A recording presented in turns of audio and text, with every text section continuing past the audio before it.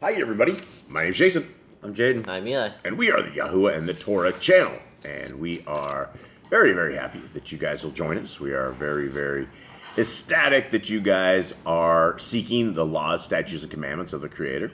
And if you're hanging out on this channel, more than likely that is who you guys are.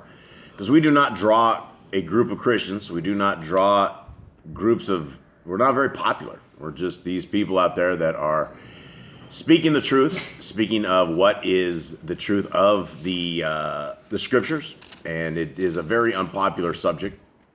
And I went and yesterday again we went to one of our little flea market places, and outside of the little flea market was the Jehovah's Witnesses, and I can't stop myself, and so I stopped in front of my friend, the Jehovah's Witness guy. This guy's name was Robert. He explained to me who his name was and asked me my name as we were leaving, but I asked them, I said, hey, what do you guys think about these laws of our Creator? Well, and they say, well, the laws of our Messiah are that you love our Creator with all your heart, mind, and soul, and you also love your neighbor as yourself. And then I asked them, I said, do you guys eat pork? She said, yeah, I absolutely do eat pork. And I said, how is it possible that you can love your Creator with all your heart, mind, and soul, and be disobedient to what he wants us to do? And I said clearly in Leviticus 11, we have dietary guidelines. And I went over the stuff we should eat. Pork is not one of them. Cow is, chicken is, vultures are, roadkill is not, vultures are not. So all those are all unclean foods. And then the guy, Robert, goes, well, you know, Peter's dream, Peter was told to slay and eat all the unclean food. And I'm like, well, you know, that's funny that this is what you mentioned on this, because when we talk about this, that chapter in particular had absolutely nothing to do with eating food. It had everything to do about ministering and preaching to the Gentiles, who, if you were in Judaism, you wouldn't do that because the Gentiles are goyim. You wouldn't associate with them. You wouldn't be around them. And so our Creator said it was okay to minister to those who are outside of the religion of Judaism. That's what that was all about. And anyway, I wrap that up and I go, well, you know, guys, thank you very much. I hope you guys have a wonderful day. You know, I love chatting with all of you guys. And that's when he asked me my name. And I kind of left them with these little stars in their eyes. And they have no idea what to do because they're sitting out there with all their little Jehovah's Witness propaganda sitting out there. And I heard them a little bit later talking to people. And they're like, yeah, this is what we're supposed to do. We don't have anything to do anymore except we're out here fishing for men. And it's really, really sad that all of these people that are out there, and it doesn't matter what religion it is, Jehovah's Witness or Mormon or Catholic or whatever it is, every single religion goes contrary to what the word of our Creator says. And so that is a problem. And so if you want to hook your star to some wagon of a religion, well, you better understand that you are agreeing to what these religions say. And I have never found any, not a single one religion, that goes with the scriptures and not contrary to them. There's just no such thing. If anyone out there has a religion that you believe goes with that, let's discuss it, because I do not believe it exists. Now, gentlemen, how you guys doing?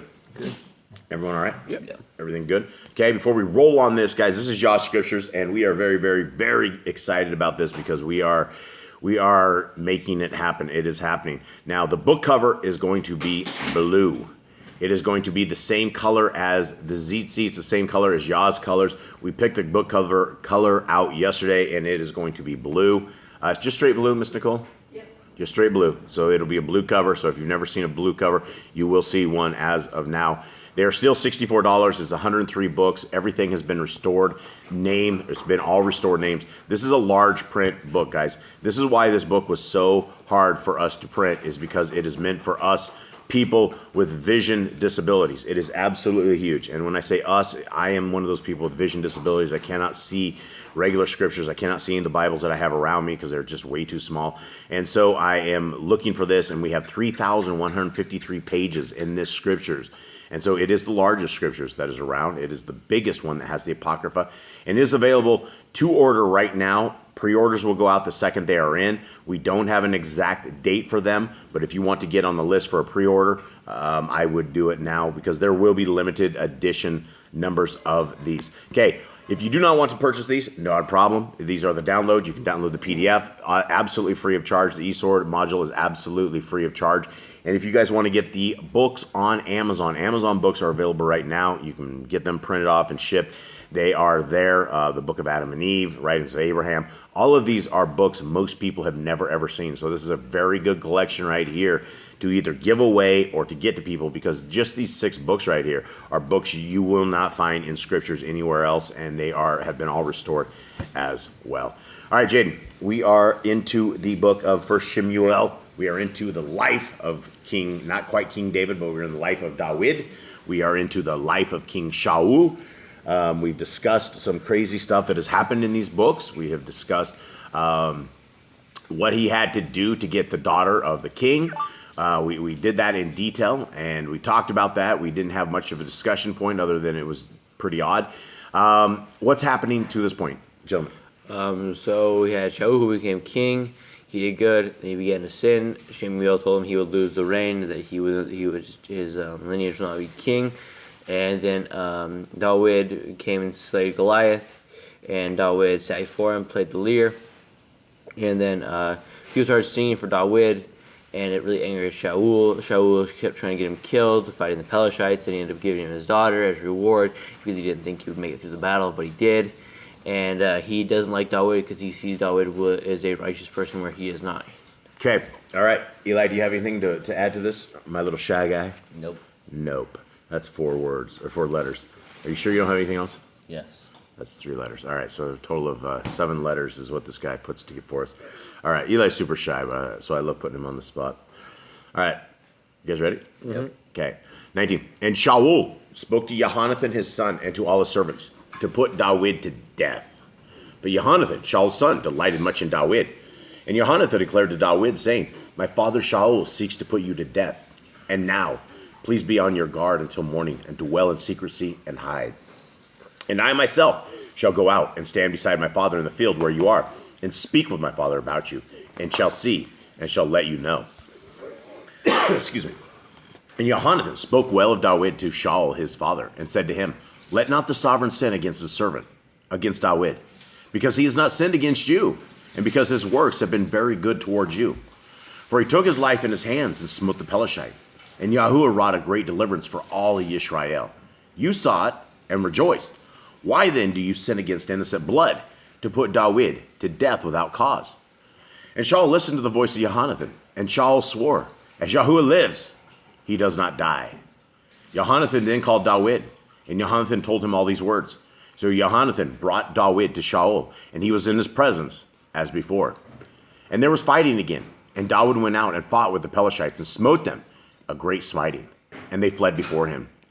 And an evil spirit from Yahuwah came upon Shaul as he sat in his house, with his spear in his hand, and David was playing by hand. And Shaul sought to smite the spear through David and into the wall, but he slipped away from the presence of Shaul.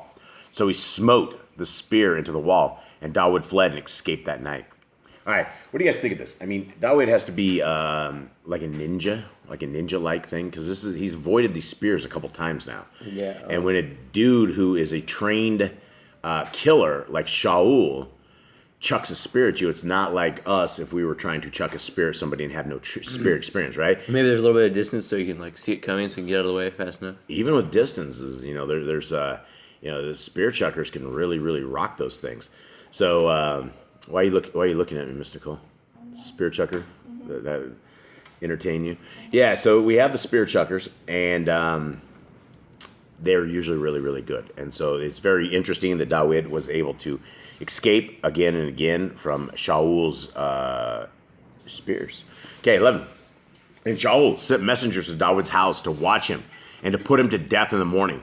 And Michal, David's wife, informed him, saying, If you do not save your life tonight, tomorrow you are put to death. So there's a girl going against her father. Is she disloyal to her father? Oh, both the kids are, Jonathan and Michal. How's John? Well, He told him to hide when he wanted to kill him. Yeah, that's true. Also, later, he's even more, rebellious to him. Who is? Jonathan. Jonathan, yeah. Okay, so Michal, 12, let David down through a window, and he went and fled and escaped. And Michal took the household idol and laid it in the bed, and put a cover of goat's hair for his head, and covered it with a garment. All right, we got to talk about this because we've talked about this household before. idol? Yeah, the household idol. It's weird. I don't understand why they have an idol. They shouldn't have an idol. Yeah, so anyway, this seems that all Yisrael had idols, including David, into their house. So this is Shaul, I think, because they're in Shaul's house. You think they're in Shaul's house or David's house? I think it'd be Shaul's. I don't think so. Why would you? I don't think so. He's probably near the kingdom. He's probably near it, but he's probably not in Shaul's house per se. I don't think. Is there anything that would lead us to believe that they were in the same house? No. Yeah, I don't think so. And it would be real easy for Shaul to kill him if he wasn't in his house. He had to send people down to go whack him.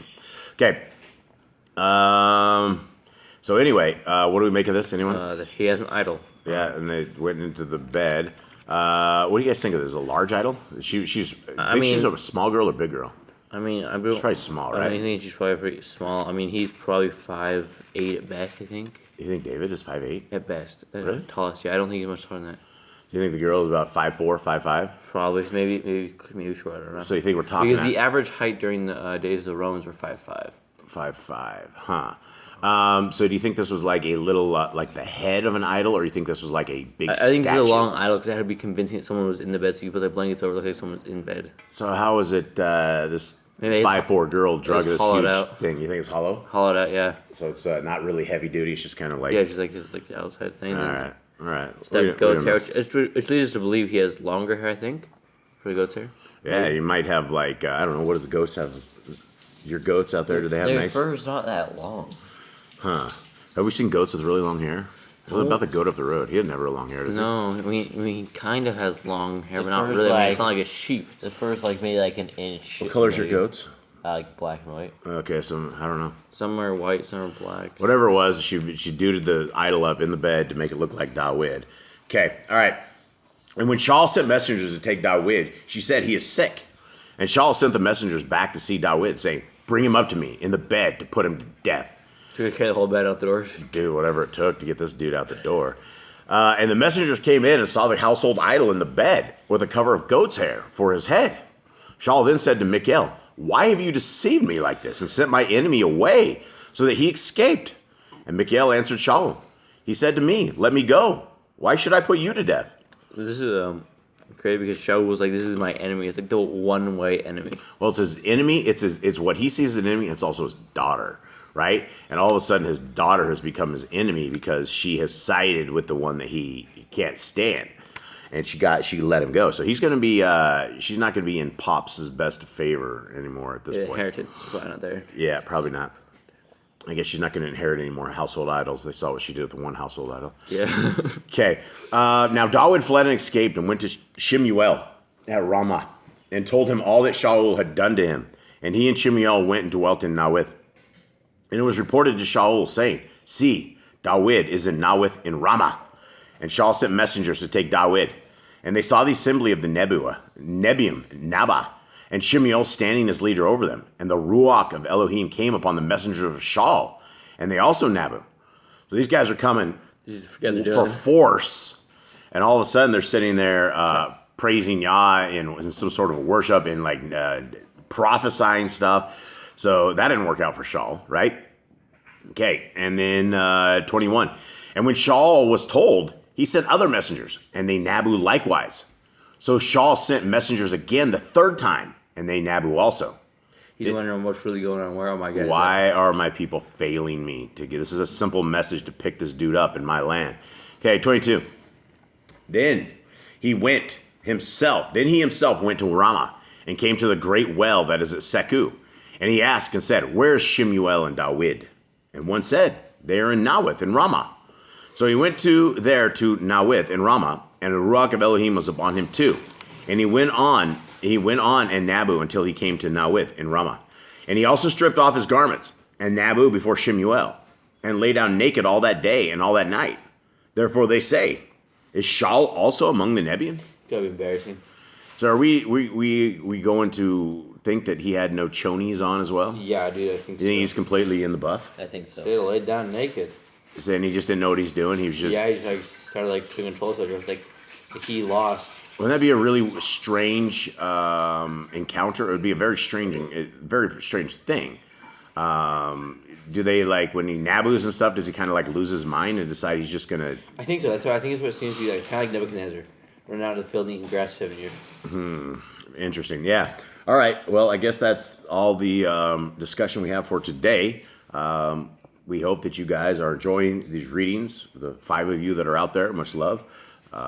We hope that you have a wonderful day. And anything else? Nope. Shook, you got anything? Nope. Nothing? Nope. Read your scriptures. Yeah, read your scriptures. Eli, what words of wisdom should we leave our friends and family with on our way out, my little friend? Don't just be like Shaul. Very good. Thank you very much. All right, guys. Well, have a very good day. We are out. All right. Shalom. Shalom.